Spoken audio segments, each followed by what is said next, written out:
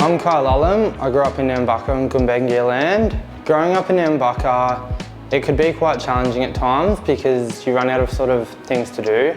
So there's only so much in a small town where everyone knows everyone. You're going for your surf, you're creating dirt bike jumps and things like that, but then you're also getting into like the antisocial sort of behaviour, especially as you go into your teens. You're more or less walking around and trying to make fun a lot of the time.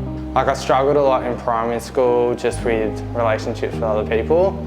The bullying side of things and like the mental health started to get really bad, which is like quite concerning at a young age. Like it shouldn't really be affecting you that much, but it does, and it's sort of recognising that.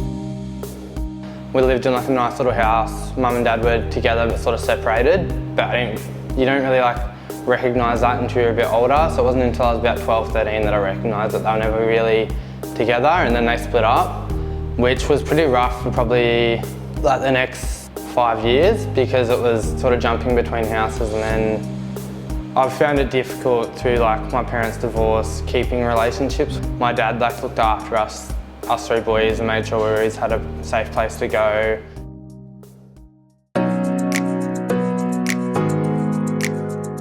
Yeah, my pop's great.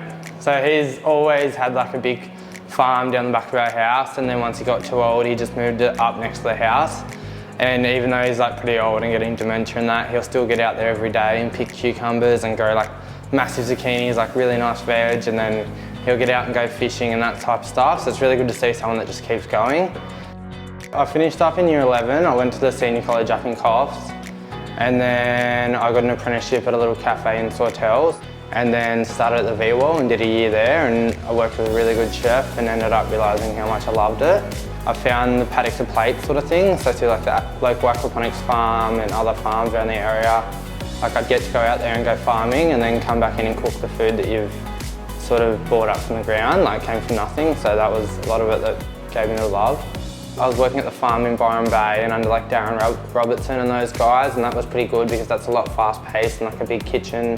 He gives you like all the opportunities that you could ever want, but you need to be able to go, I'll take them.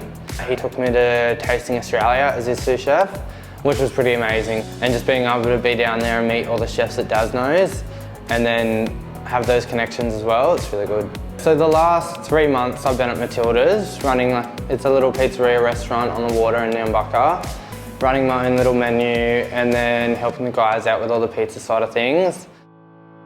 The main thing that I find fun about chefing is the freedom and availability to just do anything and go anywhere. So for example, like seasonal work, like down in the snow in Australia, I just recently did like 3-4 months down there, and I have to say it was the funnest time of my life. I'm just about to head over to Europe for hopefully 12 months. So I've got a job in Ireland just outside of Dublin in a place called the Carton House. I'll take any opportunity that I can get, even though sometimes, like I said, like it's very frightening, I just face it and do it.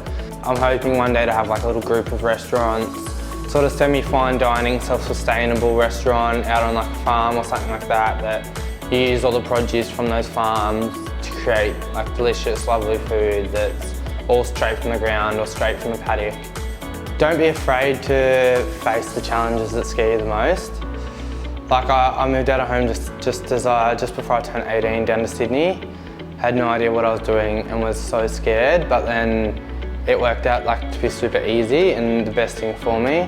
So all those challenges that are going to scare you the most and that you're going to be most afraid of will most likely be the ones that will make you a better person and push you to do more and give you more opportunities and a lot more experience in life.